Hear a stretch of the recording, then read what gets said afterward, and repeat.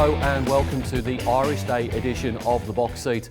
I'm Mark Warwood. 9 races at Ascot on Saturday, expecting a gorgeous day, sunny and 28 degrees Celsius. The track to be a good 4 and the rail it will shift out to the 7-metre position.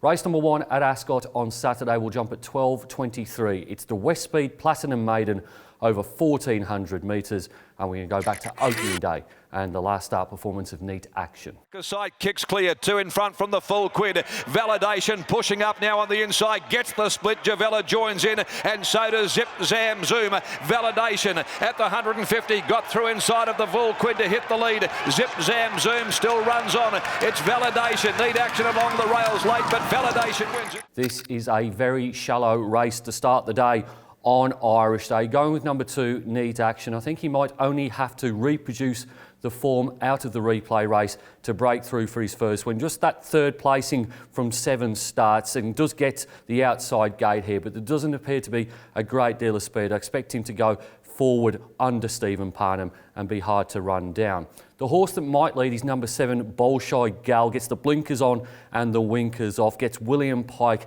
as well. Probably finds the front, I think, and may be difficult to run down, albeit with pretty ordinary form up till now. Number 3, Rexford has the inside gate and probably has the early speed here to hold a reasonable position for Robin Lockwood's and Jason Whiting. And then number 6, Frosty Bell. He's backing up 6 days after trying to lead all the way at Bunbury. Failed to do that, was beaten just under a length and a half by Mr. Conifer. Top selection in race number 1 is number 2, Neat Action, to beat 7, Bolshoi Gal, 3, Rexford and 6, Frosty Bell. Race number 2 at Ascot on Saturday will jump at 12:58. It's the Irish Day Maiden over the 1,200 metres. In replay, let's go back to opening day and the run of Megachino. Side kicks clear, 2 in front from the full quid. Validation pushing up now on the inside, gets the split. Javella joins in, and so does Zip Zam Zoom. Validation at the 150 got through inside of the full quid to hit the lead. Zip Zam Zoom still runs on. It's Validation. Neat Action along the rails late, but Validation wins it. The pink and grey colours of the Anderson family were successful twice at Ascot Racecourse last week, and I think they might get the chocolates here in race number 2. Not the greatest of betting propositions is Megachino, does a hell of a lot wrong, particularly before the race, but gets gate number 1 here, and I think if Peter Nucky can settle him a little bit better than last time out under Peter Hall, I think he's got more ability than these, and I think if he puts it all together, he will win a race.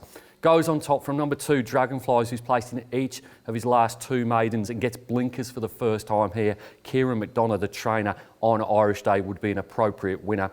Number 6, Rapid Transit, crossed the line just ahead of Megachino 2 weeks ago. That was Rapid Transit's debut. You could argue that he probably should be in front of Megachino in the market, but I just think Megachino's got more upside. And then number 10, Chockslam, backs up from a Sunday's meeting down at Bunbury, and the blinkers go on. I think that's very significant here. Gate number 3 having its second start. Top selection in race number 2 is number 3, Megachino, beat 2, Dragonflies, 6, Rapid Transit and 10, Chockslam.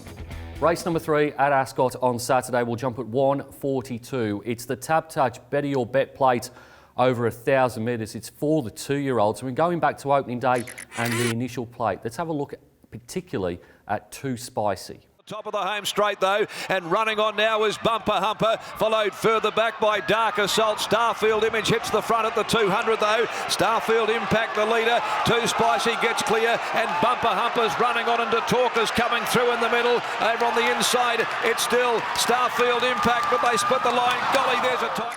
All 4 of my top 4 selections come out of the initial plate, but I'm going to go with Too Spicy here to make amends from last time out. It was certainly well supported in the market. It was half the price of the winner, Bumper Humper. Meets Bumper Humper 1.5 kilos better at the weights, and also got a bit of a bump in that race, did Too Spicy. Jade McNaught claims only the 1.5 instead of the 2 like 2 weeks ago, but goes on top. From the stablemate, number 1, Bumper Humper, has done nothing wrong, has won 3 trials and then won the initial plate at $11. Does get a rough gate here in gate number 9, and I'm willing to bet with the other stablemate. Number 2, Datalka, finished 3rd in the initial plate. Wasn't fancied in that race, went off at 50 to 1, but like all these Paul Jordan runners, was well prepared and was certainly finding the line quite well. The big disappointment in the initial plate was number 7, Alma Talk. Really nice trial over the 400 metres leading into that first race. Finished stone motherless last. Willing to forgive here, get to the inside gate, can certainly run a much better race. Top selection in race number 3 is number 6, 2 Spicy, to beat 1 Bumper Humper, 2 Detalka and 7 Almore Talk. Race number 4 at Ascot on Saturday will jump at 2:27. It's the Guinness Handicap over 1,400 metres in replay. Let's go back 2 weeks to the really good effort of Maginika.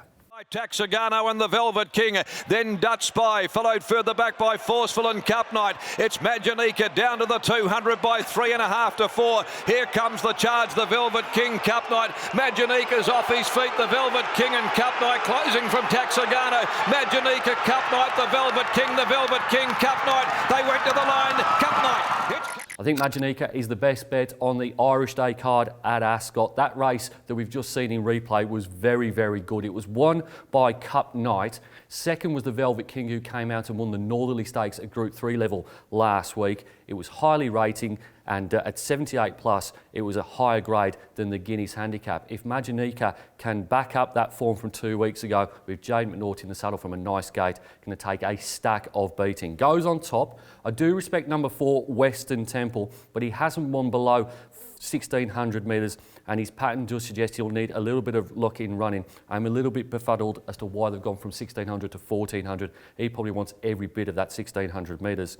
Number 7 is Strato Creed. Rises sharply in grade from a graduation handicap win last time out when beating Sharp Bob. That Lady Sass form doesn't look so good now than it did a couple of weeks ago. And then number 6, Spillanova, has similar Cup Night form to Maginika, but was very, very plain last week. The blinkers stay off, does get one of the inside gates, should be there or thereabouts on speed, but just a watching brief on a horse I was pretty keen on 7 days ago.